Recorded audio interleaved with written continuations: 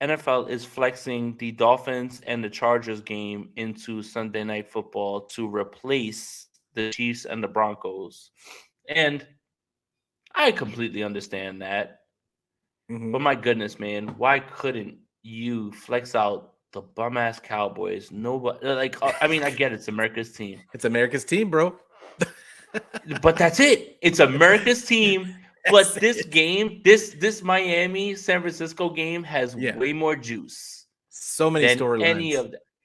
Oh man, you know what, So many man? stories. I try to stay away from talking crazy about the NFL because like I like my little like whatever little ground I've gained with them. But man, that is embarrassing. It is. It is. I thought for sure that they were going to flex us to that primetime spot this week, but it just goes to show again the NFL, ESPN, all of them, they hate the 49ers. The NFL, and I started on this narrative this last week. The NFL does not like teams that run the ball. They don't. They don't. Like they show it to us every single week. They call ticky tack holding calls. They call ticky tack this, that, or whatever on everybody, but except for when it's time for us to get a call. And I don't want to complain about the refs on the regular, but it if it wasn't in front of our face every single week, like it would be harder to get on the refs. But yeah, I feel like the NFL just doesn't like the 49ers because they run the ball and play defense. That's how I feel about it. Hey, whatever.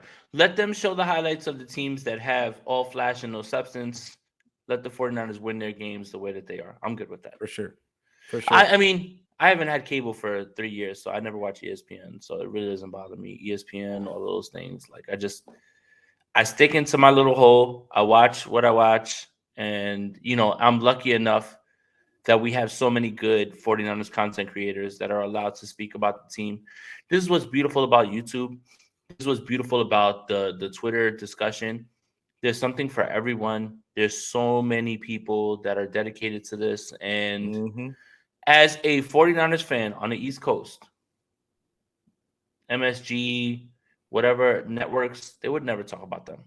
No. I get to be able to tune into YouTube and watch other people speak about this team that I love so much.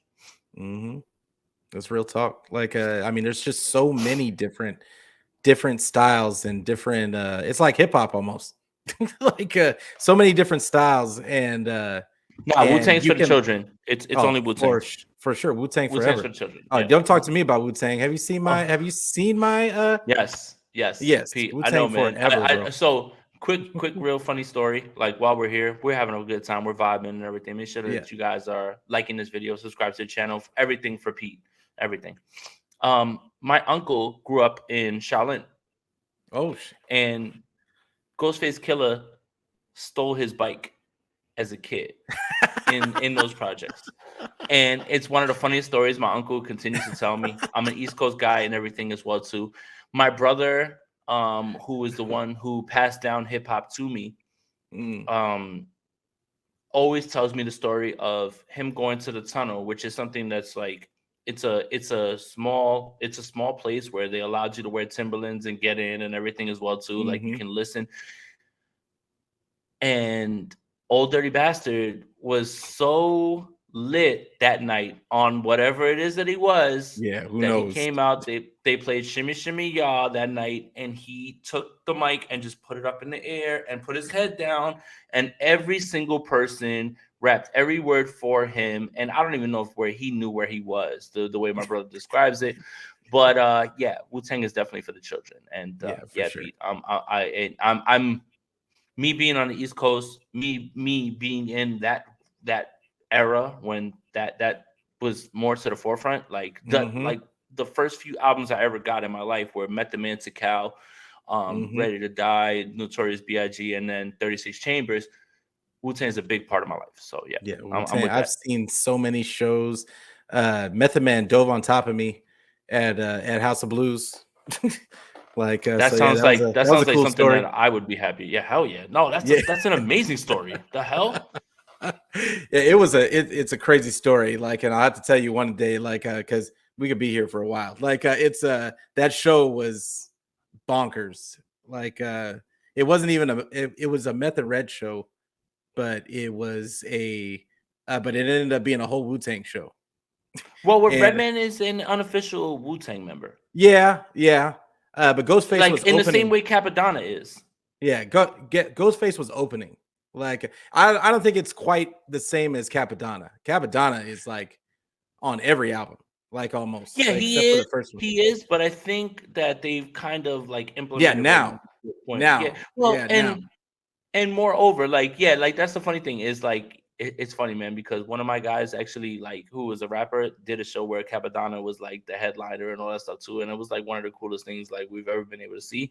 But like Cap, Redman, they kind of feel like they're like in the same lane in terms of Mhm. like they're in. Like you're in, you're not in, but you're in. There's only a certain amount of members, that are still alive, unfortunately. But yeah, Yeah, it's but yeah, it's Ghost was opening, and like and then people said that they saw a couple of Ray and RZA in the parking lot, and then the Ghost started his set. They all came out. They all came out and started doing all the whole, and I it love was a it. little bitty house of blues, I and love it. so the and I was right in front of the stage, and like they all start coming out. We're singing every single word to every song. Yeah, it was great. It was great. Like Hip my hop's best beautiful, concert man. easily. Yeah, hip hop is awesome. Like I don't have another. There's not another word for it. Like but